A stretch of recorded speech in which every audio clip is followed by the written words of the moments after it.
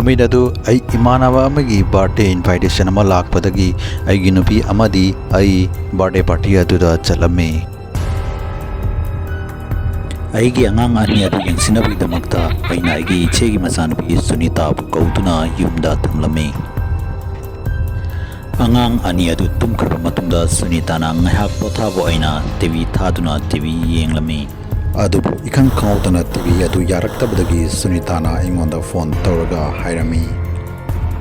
मामा TV असि याद्रे अदुना मामागी कादा लेरिबा TV अदु आई येंगबा यागद्रा हायदुना महागना हंगलक्लमी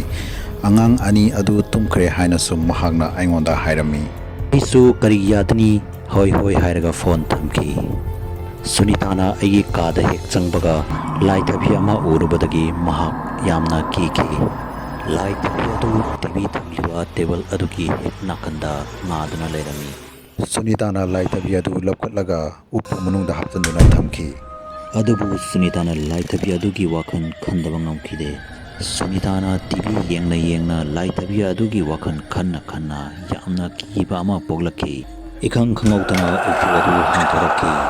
मधुबदा सुनीताना का मनुंगदा कोयेंग येंगबदा लाइथबी अदु टीवी थमलिबा टेबल अदुगी मथक्ता लैबा उखी सुनीताना खुदक्ता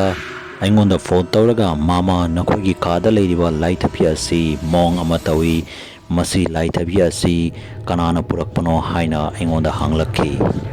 मधु ताबदा आइना आइगी नुपीदा आइखोगी का मनुंगदा लाइथबी लैब्रा आइना हांगबदा आइगी नुपीना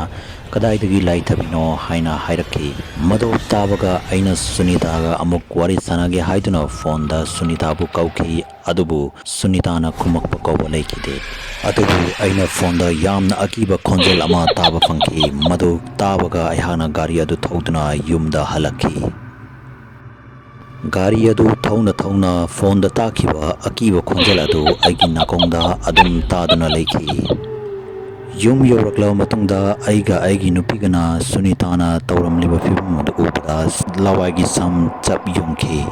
सुनीता मसम मना इफा फादुना फब मपांदा तादुना लेरमी सुनीताना फोनदा पलक्किबा लाइथबी अदु आइगी आंग अनीना फबुंगदा सानादुना लेरमी नोंगालबा मतुंगदा लाइथबी अदु आद्यामना थाप तुरेन अमदा आइना लंगथोगलमलगा अमुक आई युमदा हलक्की सुनीता ngasi फावो मसम मना इफा फादुना अंगाविगुमना ज्ञान ताददुना लैरी यामना ngakpadi लाइथबी अदु कनाना अमदि कदाइदगी पुरखिबनो हाइबदु ngasi फावो आइना खंबा ngamdri।